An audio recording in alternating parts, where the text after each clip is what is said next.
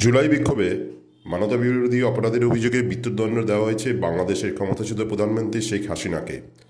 এরপরে নতুন করে অশান্তি বাংলাদেশে, লকডাউন, বিক্ষোভ, অগ্নিসংযোগের ঘটনা, বিপর্যস্ত পড়শি দেশের স্বাভাবিক জনজীবন। এরপরে উত্তরবঙ্গে ভারত বাংলাদেশের সীমান্ত এলাকায় বাড়ানো হয়েছে নিরাপত্তা, শুরু হয়েছে আরও কড়া নজরদারি।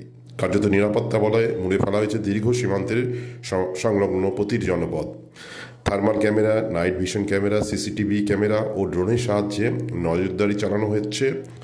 সীমান্তে ভারতীয় অংশের চেকপোস্টে বসানো হয়েছে বায়োমেট্রিক লক। এমনকি চিকেন স্নেকের সুরক্ষার তৈরি ত্রিশক্তি কোর।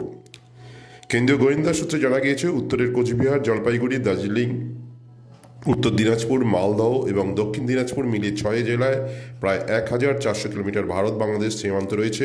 এর মধ্যে 195 কিলোমিটার সীমান্তে নদী জমির সমস্যার জন্য কাঁটাতারে বেড়া নেই।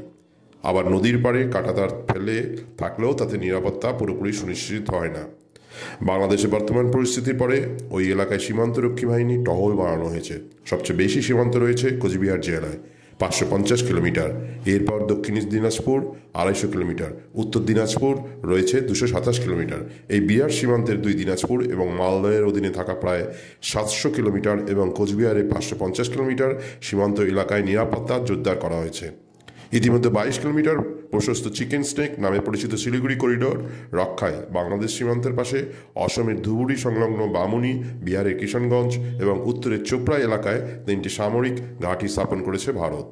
ওই চিকেন স্নেক ঘিরে রয়েছে নেপাল, ভুটান, বাংলাদেশ ও চীন। ভৌগোলিক অবস্থান কারণে এলাকার অত্যন্ত সংবেদনশীল। হাসিনা দেশ ছাড়ার পর থেকে এই এলাকায় সামরিক তৎপরতা বেড়েছে। চিকেন স্নেকের নিরাপত্তার দায়িত্বে রয়েছে ভারতীয় সেনার ত্রিশক্তি কর্পস। মঙ্গলবার থেকে ওই ইউনিটের তৎপরতা বেড়েছে বলে খবর। আগেই হাসিনার বিমান ঘাঁটিতে মোতায়েন রাখা হয়েছে রাফাল যুদ্ধবিমান, বিভিন্ন মিগ ভ্যারিয়েন্ট ও ব্রহ্মোস ক্ষেপণাস্ত্র রেজিমেন্ট। গোয়েন্দা সূত্রে জানা গেছে, যে কোনো পরিস্থিতি মোকাবিলায় সেখানে বিশেষ সতর্কতা জারি করা হয়েছে। ইতিমধ্যে বাংলাদেশ সীমান্ত নজরে রেখে 3 দফায় ভারতীয় সেনাবাহিনীর বিরাট মহড়া শুরু হয়েছে। 6 নভেম্বর সতর্ক করা হয়েছে এই সীমান্তের লাগোয়া এলাকার বাসিন্দাদের। প্রস্তুত রাখা হয়েছে সুখোই 30, রাফাল, জাগুয়ার সহ একাধিক যুদ্ধবিমান। অন্যদিকে শিলিগুড়ি করিডোরে সুরক্ষা বাড়াতে নয়া পদক্ষেপ নিয়েছে ভারতের সেনাবাহিনী। পাশাপাশি বিএসএফের তৎপরতা বেড়েছে। বিএসএফের উত্তরবঙ্গ ফ্রন্টিয়ারের অধীনে রয়েছে বালুরঘাটের হিলি সীমান্ত, জলপাইগুড়ি ফুলবাড়ি সীমান্ত, কোচবিহারের চাংড়াবান্ধা সীমান্ত, হলদিবাড়ির চিলাহাটি রেলপথ ও 3 বিঘা করিডোর।